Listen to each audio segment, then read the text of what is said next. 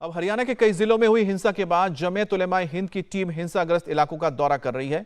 कल रात में ही जमीयत की टीम ने नूह और सोहना का दौरा किया। आज सुबह जमीयत की टीम गुरुग्राम की उस मस्जिद में पहुंची जहां सोमवार को दंगाइयों ने हमला किया था। दंगाइयों ने मस्जिद में खड़ी गाड़ी में तोड़फोड़ की थी, मस्जिद के अंदर पथराव किया था। दंगाइयों के हमले में मस्जिद के मौलवी की मौत हो गई।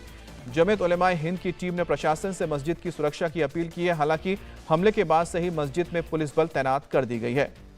तो मस्जिद में जो तोड़फोड़ हुई थी और उस पर जो हमला हुआ था, उसके बाद जमीयत उलेमा हिंद की जो डेलीगेशन है वो गुरुग्राम पहुंचा था और आज बताया जा रहा है कि यही डेलीगेशन एक बार फिर से नूह जाएगा और वहां पर जो हिंसा हुई थी उसके बाद लोगों से वो बातचीत करेंगे और हालात की जानकारी लेंगे। और इस वक्त भी आप देख सकते हैं कि जो पुलिस है और पुलिस फोर्स है तैनात की गई है मस्जिद में, जिससे कि जो उपद्रवी है फिर से यहाँ पर लौटकर कोई किसी घटना को अंजाम ना दें। अब जमीयत की टीम ने सीएम मनोहर लाल खट्टर को एक चिट्ठी भी लिखी है जिसमें हिंसा के दोषियों पर एक्शन लेने की मांग की गई है और साथ ही हिंसा में मारे गए लोगों के परिवार वालों को मुआवजा देने की मांग की है। इंडिया टीवी के संवाददाता शुएब रजा ने जमीयत उलेमा हिंद के महासचिव मौलाना हकीमुद्दीन कासमी से बात की। मेवात में हिंसा हुई और अब ये कोशिश की जा रही है कि दूसरी जगहों पर इसका जो असर है वो बहुत ज़्यादा ना हो। हालांकि गुरुग्राम और आसपास के जो इलाके हैं वहाँ पर ज़रूर असर दिख रहा है और कई दुकानों में वहाँ भी नुकसान पहुँचाया गया है। अगर जमीयत उलेमा हिंद की बात करते हैं तो एक डेलीगेशन पहुंचा है मेवात आसपास के इलाकों में दौरा करने के लिए। हकीमुद्दीन साहब जो महासचिव है जमीयत उलेमा हिंद के, वो यहाँ पर मौजूद है। हम इस वक्त तो सोहना में हैं, लेकिन रात के वक्त ये नूह गए और दूसरी जगहों पर भी गए।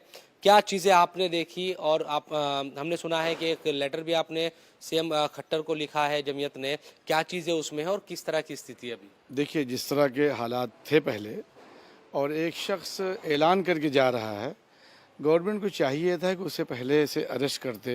5 महीने से वो उसकी तलाश जारी है और वो मिल नहीं रहा है। जी हाँ जी, और ऐलान करके जा रहा है और आपने छूट दे रखी है।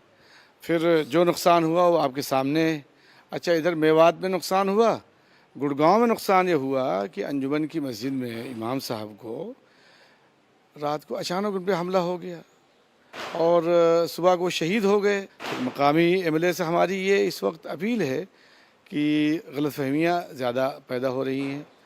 जितना जो कुछ हो गया है अब उससे लोगों को बचाया जाए और नाजायज़ गिरफ्तारियाँ जो अंधाधुन हो रही हैं ख़ास तौर से मेवात और नूह के इलाके में, उससे रोका जाए।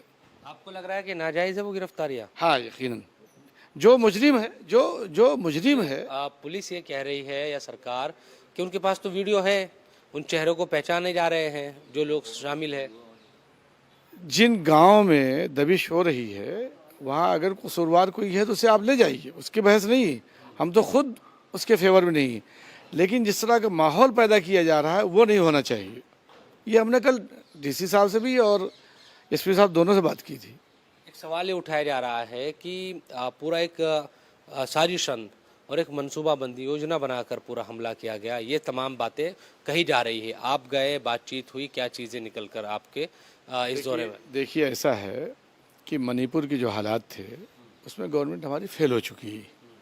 3 महीने हो गए वहाँ के हालात ख़राब होने की वजह से।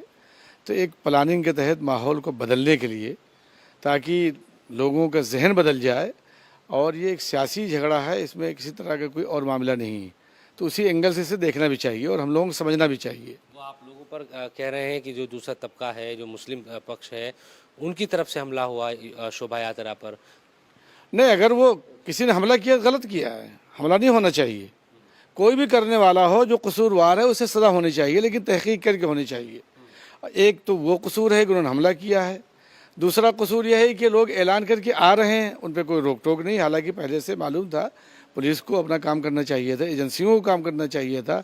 एक आदमी 5 महीने से नामजद है और उसकी तलाश जारी है और वो आज़ाद टहल रहा है और उसके खिलाफ कोई कार्रवाई नहीं हो रही। तो अभी क्या जो सीएम को आप लोगों ने किस तरह की मांग की है सीएम से, जो लेटर लिखा है उन तमाम चीज़ों में क्या है? देखिए, हम सीएम को लेटर तो गया है, लेकिन कोशिश करेंगे मुलाकात के लिए भी, और उनसे ये बात करेंगे कि भाई अमन की बहाली हो, बदअमनी न पैदा होने पाए। और यहाँ जो हादसा हुआ है या जो भी बेकसूर लोग मारे गए हैं, गवर्नमेंट उनको सही मुआवजा दे। जैसे मिसाल के तौर पे 2 होमगार्ड वहाँ मार दिए गए, गवर्नमेंट चाहिए कि उनको सही मुआवजा दे, या जिनका भी जान नुकसान हुआ है उनका मुआवजा भी दे और उनको सही तरह से गवर्नमेंट मुलाजिमत का भी इंतज़ाम करे।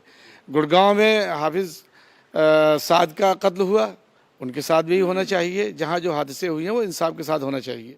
इंडिया टीवी हर वक्त हर जगह डाउनलोड करने के लिए सर्च करें India TV news Google play store या ऐप स्टोर पर।